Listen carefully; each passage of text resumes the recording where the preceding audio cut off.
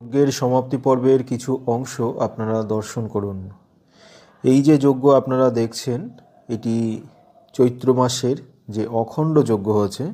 আপনারা জানেন চৈত্র মাসের শুরু থেকে চৈত্র মাসের শেষ পর্যন্ত দিন রাত্রি একাধারে এই যজ্ঞে জপ চলেছে এবং জপে সবসময় কেউ না কেউ ছিলেন। 24 ঘন্টা, রাতে দিনে 24 ঘন্টা সব সময় যে যখন সুযোগ পেয়েছে জপ করেছেন। তো সেই যজ্ঞের আজকে সমাপ্তি পর্ব।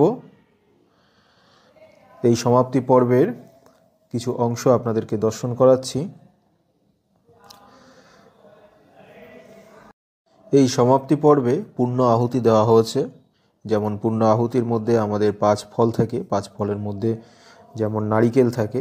অনেকে কিন্তু যজ্ঞে নারিকেল আহুতি দিতে ভয় পায়, তবে আমাদের যজ্ঞে নারিকেলের সাথে ফল এবং মিষ্টি, হরিতকি, একটা পৈতে সমস্তটা নিয়ে একটা পূর্ণ আহুতি হয় এবং সেটি যজ্ঞে অর্পণ হয় এবং বস্ত্র অর্পণ হয়।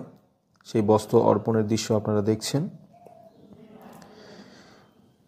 বস্ত্র অর্পণের পরে আমরা সমস্ত দেবদেবীর জপ করে এবং ক্ষমা ভিক্ষা চাই, একটা প্রার্থনা আছে, সেটি করে ঈশ্বরের কাছে ক্ষমা ভিক্ষা চেয়ে যজ্ঞের সমাপ্তি দেয়। তবে আমাদের এই যজ্ঞ 12 মাস চলতে থাকে এই যজ্ঞকুণ্ডে। তো এই কারণে